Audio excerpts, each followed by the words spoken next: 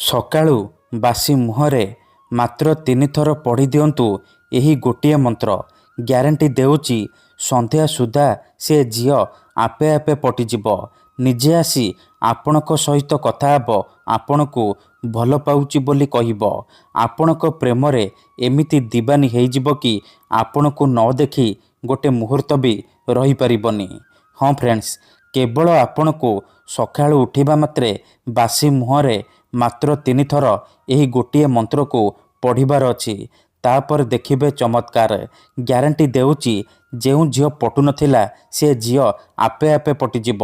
ଯଦି ଆପଣ କେଉଁ ଝିଅ ବା ବିବାହିତା ସ୍ତ୍ରୀକୁ ମନେ ମନେ ଭଲ ପାଉଛନ୍ତି କିନ୍ତୁ ଯେତେ ଚେଷ୍ଟା କଲେ ମଧ୍ୟ ତାକୁ ପଟେଇ ପାରୁନାହାନ୍ତି, ଆଉ ଆପଣ ଚାହୁଁଛନ୍ତି କି ସେ ଝିଅ ବା ବିବାହିତା ସ୍ତ୍ରୀ ନିଜେ ଆସି ଆପଣଙ୍କୁ ଭଲ ପାଉଛି ବୋଲି କହୁ, ତେବେ ଆଜିର ଏହି ବଶୀକରଣ ଭିଡ଼ିଓଟି ଆପଣଙ୍କର ଇଚ୍ଛାକୁ ପୂରଣ କରିବ। କାରଣ ଆଜିର ଏହି ଭିଡ଼ିଓଟିରେ ମୁଁ ଆପଣଙ୍କୁ ବତେଇବି ଏମିତି ଏକ ମହାଶକ୍ତିଶାଳୀ ବଶୀକରଣ ମନ୍ତ୍ର। ଏହି ମନ୍ତ୍ରକୁ ଯଦି ଆପଣ ସକାଳୁ ବାସି ମୁହଁରେ ପଢ଼ିଦେବେ, ଗ୍ୟାରେଣ୍ଟି ଦେଉଛି ସେହି ସମୟଠାରୁ ସେ ଝିଅ ବା ସ୍ତ୍ରୀ ଆପଣଙ୍କ ବଶରେ ହେଇଯିବ। ପାଗଳି ପରି ଆପଣଙ୍କୁ ଭଲ ପାଇବ। ଆପଣଙ୍କ ପ୍ରେମରେ ଏମିତି ଦିବାନୀ ହେଇଯିବ କି ଆପଣଙ୍କୁ ଛାଡ଼ି ରହିପାରିବନି। ନମସ୍କାର ଫ୍ରେଣ୍ଡସ୍, ଓଡ଼ିଆ ଫଣ୍ଡା ଚ୍ୟାନେଲକୁ ଆପଣମାନଙ୍କୁ ସ୍ୱାଗତ। ଆଜିର ଏହି ବଶୀକରଣ ଦୁନିଆର ସବୁଠାରୁ ମହାଶକ୍ତିଶାଳୀ ବଶୀକରଣ। ଯିଏ ବି ଏହାକୁ କରିଛି 100ରୁ 100% ସଫଳ ହେଇଛି। ବର୍ଷ ବର୍ଷ ଧରି ଭାଙ୍ଗି ଯାଇଥିବା ପୁରୁଣା ପ୍ରେମକୁ ଫେରାଇ ଆଣିପାରିଛି। ଶାଶୁ, ନଣନ୍ଦ, ଦିଅର, ଭାଉଜ କାହାକୁ ବି ନିଜ ବଶରେ କରି ତାଠାରୁ ନିଜର ମନ ମୁତାବକ କାମ ହାସଲ କରିପାରିଛି। ତେଣୁ ଆପଣ ବି ବିଶ୍ୱାସର ସହିତ ଏହି ବଶୀକରଣ ଗୋଟିଏ ଥର କରନ୍ତୁ। ତାପରେ ଦେଖିବେ ଚମତ୍କାର। କିପରି ସେ ଝିଅ ବା ବିବାହିତା ସ୍ତ୍ରୀ ଆପଣଙ୍କ ପ୍ରେମରେ ଦିବାନୀ ହେଇଯିବ। ପାଗଳି ପରି ଆପଣଙ୍କୁ ଭଲ ପାଇବ। ଆପଣଙ୍କୁ ନ ଦେଖି ଗୋଟେ ମୁହୂର୍ତ୍ତ ବି ରହିପାରିବନି।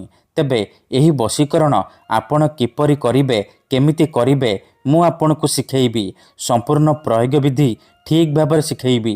ଜାଣିବା ପାଇଁ ମୋର ଆପଣମାନଙ୍କୁ ଅନୁରୋଧ କି ଆପଣ ଭିଡ଼ିଓଟିକୁ ମୂଳରୁ ଶେଷ ପର୍ଯ୍ୟନ୍ତ ଦେଖିବେ।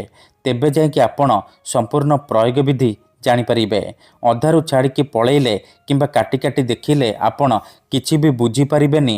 ପରେ କହିବେ, ଗୁରୁଜୀ ଆପଣଙ୍କର ମନ୍ତ୍ର କାମ କରୁନି। ଦେଖନ୍ତୁ, ବଶୀକରଣ ବିଧି ଜାଣିବା ପୂର୍ବରୁ ଗୋଟିଏ ଛୋଟିଆ କଥା ଜାଣି ରଖନ୍ତୁ। ଯେଉଁପରି ଆପଣ ଭଗବାନଙ୍କୁ ମାନୁଛନ୍ତି, ଭଗବାନଙ୍କ ଉପରେ ବିଶ୍ୱାସ ରଖିଛନ୍ତି, ନିଜର ସବୁ ଦୁଃଖ କଷ୍ଟ ଅସୁବିଧା ଭଗବାନଙ୍କୁ ଜଣାଉଛନ୍ତି, ଯଦି ସେ ଅସୁବିଧାର ସମାଧାନ ନ ହେଲା ତାର ମାନେ ନୁହେଁ କି ଭଗବାନ ନାହାନ୍ତି। ସେହିପରି ମନ୍ତ୍ରତନ୍ତ୍ର ହୁଏ, ବଶୀକରଣ କାମ କରେ, କିନ୍ତୁ ଏହାକୁ ଆପଣଙ୍କୁ ଠିକ୍ ଭାବରେ କରିବାକୁ ପଡ଼ିବ। ତେବେ ଯାଇ ମୁଁ ଆପଣଙ୍କୁ ଗ୍ୟାରେଣ୍ଟି ଦେଉଛି ଆପଣ ଯେତେ ସୁନ୍ଦରୀ ଝିଅ ବା ସୁନ୍ଦରୀ ଭାଉଜକୁ ଚାହିଁବେ ତାକୁ ଅତି ସହଜରେ ପଟେଇ ପାରିବେ। 100ରୁ 100% ପଟେଇ ପାରିବେ। ନିଜ ପ୍ରେମରେ ଦିବାନୀ କରି ତାଠାରୁ ନିଜର ମନ ମୁତାବକ କାମ ହାସଲ କରିପାରିବେ। ତେବେ ବଶୀକରଣ କରିବା ପୂର୍ବରୁ ବଶୀକରଣ ବିଷୟରେ କିଛି ଜାଣି ରଖନ୍ତୁ। ବଶୀକରଣ କ'ଣ ପାଇଁ କରାଯାଏ? ଯେତେବେଳେ ଆପଣ କାହାକୁ ନିଜଠାରୁ ଅଧିକ ଭଲ ପାଉଛନ୍ତି, ତା ବିନା ବଞ୍ଚିପାରିବେନି ଭାବୁଛନ୍ତି, ତା ପଛରେ ଗୋଡ଼େଇ ଗୋଡ଼େଇ ଥକିଗଲେଣି, ହେଲେ ସେ ଝିଅ ବା ସ୍ତ୍ରୀ ଆପଣଙ୍କୁ ଭାව ଦେଉନି, ଆପଣଙ୍କୁ ଅଣଦେଖା କରୁଛି, ସେତେବେଳେ ଆପଣ ବଶୀକରଣ କରିପାରିବେ। ବଶୀକରଣର ମାନେ ହେଉଛି ନିଜର ଭାବନାକୁ ଅନ୍ୟର ଦିମାଗରେ ପହଞ୍ଚେଇବା, ନିଜର ଭଲ ପାଇବାକୁ ଅନ୍ୟର ଦିମାଗରେ ପହଞ୍ଚେଇବା, ମାନେ ସେ ଝିଅ ବା ସ୍ତ୍ରୀର ଦିମାଗରେ ପହଞ୍ଚେଇବା। ତେଣୁ ମୋର ଆପଣମାନଙ୍କୁ ଅନୁରୋଧ କି ମନରେ କୌଣସି ଖରାପ ଉଦ୍ଦେଶ୍ୟ କିମ୍ବା କୌଣସି ଖରାପ କାମ ପାଇଁ ଆପଣ ଏହି ମନ୍ତ୍ରକୁ ପାଠ କରିବେନି। କାହିଁକି ନା ଏହି ବଶୀକରଣ ମନ୍ତ୍ର ସବୁଠାରୁ ସହଜ କିନ୍ତୁ ମହାଶକ୍ତିଶାଳୀ ବଶୀକରଣ ମନ୍ତ୍ର। ଏହି ମନ୍ତ୍ରକୁ ଯଦି ଆପଣ ସକାଳୁ ଉଠିବା ମାତ୍ରେ ବାସି ମୁହଁରେ ପଢ଼ିଦେବେ, ସେପଟେ ସେ ଝିଅ ବା ବିବାହିତା ସ୍ତ୍ରୀ ଆପଣଙ୍କ ଆଡ଼କୁ ଆକର୍ଷିତ ହେବାକୁ ଲାଗିବ, ବିଚଳିତ ହୋଇ ଉଠିବ। ଯେପର୍ଯ୍ୟନ୍ତ ଆପଣଙ୍କୁ ଦେଖିନି, ଆପଣଙ୍କ ସହିତ ସମ୍ପର୍କ ରଖିନି, ସିଏ ଖାଲି ଛଟପଟ ହେବ। ତେଣୁ ଯଦି ଆପଣ ଏହି ବଶୀକରଣ କରିବାକୁ ଚାହୁଁଛନ୍ତି, ସେ ଝିଅ ବା ବିବାହିତା ସ୍ତ୍ରୀକୁ ପଟେଇବାକୁ ଚାହୁଁଛନ୍ତି ତାକୁ ନିଜ ବଶରେ କରି ତାଠାରୁ ନିଜର ମନ ମୁତାବକ କାମ ହାସଲ କରିବାକୁ ଚାହୁଁଛନ୍ତି, ତେଣୁ ଭିଡ଼ିଓଟିକୁ ମୂଳରୁ ଶେଷ ପର୍ଯ୍ୟନ୍ତ ଧ୍ୟାନ ସହିତ ଦେଖନ୍ତୁ। ବିଧିଟି ଜାଣିବା ପୂର୍ବରୁ ଯଦି ଆପଣ ଆମ ଚ୍ୟାନେଲକୁ ପ୍ରଥମ ଥର ଆସିଛନ୍ତି ତେବେ ଦୟାକରି ଚ୍ୟାନେଲକୁ ସବସ୍କ୍ରାଇବ୍ କରି ପାଖରେ ଥିବା ବେଲ୍ ଆଇକନ୍କୁ ମଧ୍ୟ ଦବାଇ ଦିଅନ୍ତୁ, ଯାହାଦ୍ୱାରା ଆମେ ଯେଉଁ ବି ଭିଡ଼ିଓ ଅପଲୋଡ଼ କରିବୁ ସର୍ବପ୍ରଥମେ ଆପଣ ଦେଖିପାରିବେ। ମନେ ରଖନ୍ତୁ, ଏହି ବଶୀକରଣ ବିଧିକୁ ଆପଣ କେଉଁ ବି ବାରରେ କରିପାରିବେ, କିନ୍ତୁ ଯେବେ ବି କରିବେ ସକାଳୁ ବାସି ମୁହଁରେ କରିବେ। ବିନା ହାତ ଗୋଡ଼ ଧୋଇକି ସକାଳୁ ବାସି ମୁହଁରେ କରିବେ। ପ୍ରଥମେ ଆପଣ କ'ଣ କରିବେ, ଯେତେବେଳେ ରାତିରେ ଶୋଇବା ପାଇଁ ଯିବେ ଗୋଟିଏ ଗ୍ଲାସରେ ଚିନି ପାଣି ଆଣିବେ। ତାପରେ ସେ ଚିନି ପାଣିର ଗ୍ଲାସକୁ ନିଜ ସାମ୍ନାରେ ରଖିବେ ଆଉ 7 ଥର ସେ ଝିଅ ବା ସ୍ତ୍ରୀର ନାମ କହିବେ ଯାହାକୁ ଆପଣ ବଶରେ କରିବାକୁ ଚାହୁଁଛନ୍ତି।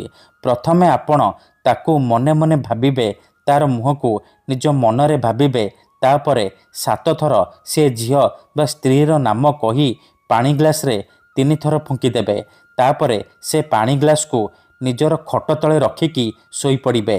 ଯଦି ଆପଣ ଖଟରେ ଶୋଉନାହାନ୍ତି, ତଳେ ଶୋଉଛନ୍ତି, ତେବେ ଆପଣ ସେ ପାଣି ଗ୍ଲାସକୁ ନିଜର ମୁଣ୍ଡ ପାଖରେ ରଖିକି ଆପଣ ଶୋଇପଡ଼ିବେ।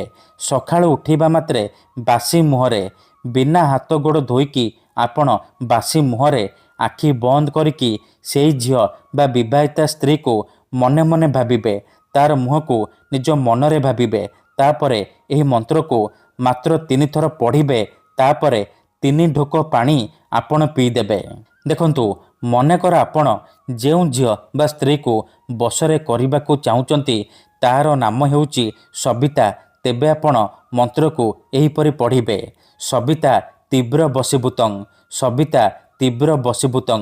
ଥରେ ଆପଣ କହିବେ ସବିତା ତୀବ୍ର ବଶୀଭୂତଂ, ଗୋଟିଏ ଢୋକ ପାଣି ପିଇଦେବେ। ଆଉ ଥରେ କହିବେ ସବିତା ତୀବ୍ର ବଶୀଭୂତଂ, ଆଉ ଗୋଟିଏ ଢୋକ ପାଣି ଆପଣ ପିଇଦେବେ। ଏହିପରି ଆପଣ ଲଗାତାର 3 ଥର କହିବେ ଆଉ 3 ଢୋକ ପାଣି ଆପଣ ପିଇଦେବେ। ଏହିପରି ଲଗାତାର 3 ଦିନ ପର୍ଯ୍ୟନ୍ତ ସକାଳୁ ଉଠିବା ମାତ୍ରେ ବାସି ମୁହଁରେ କରିବେ। ମନେ ରଖନ୍ତୁ, ଏହି ବିଧିକୁ ଆପଣ ଅଧାରୁ ଛାଡ଼ିବେନି। ଲଗାତାର 3 ଦିନ ପର୍ଯ୍ୟନ୍ତ ସକାଳୁ ଉଠିବା ମାତ୍ରେ ବାସି ମୁହଁରେ ଏହିପରି କରିବେ। ତାପରେ ଦେଖିବେ ଯେଉଁ ଝିଅ ପଟୁନଥିଲା ସେ ଝିଅ କିପରି ଆପଣଙ୍କ ପ୍ରେମରେ ଦିବାନୀ ହେଇଯିବ। ଯେଉଁ ବିବାହିତା ନାରୀ ଆପଣଙ୍କୁ ଭାव ଦେଉନଥିଲା ସିଏ ରାତି ଦିନ ଘରକୁ ଡାକିବ, ଯାହା ଚାହିଁବେ ତାହା କରିବ। ତେଣୁ ମୁଁ ଆପଣଙ୍କୁ ଆଉ ଥରେ କହି ରଖୁଛି, ମନରେ କୌଣସି ଖରାପ ଉଦ୍ଦେଶ୍ୟ କିମ୍ବା କୌଣସି ଖରାପ କାମ ପାଇଁ ଆପଣ ଏହି ବଶୀକରଣକୁ ପ୍ରୟୋଗ କରିବେନି। ଧନ୍ୟବାଦ।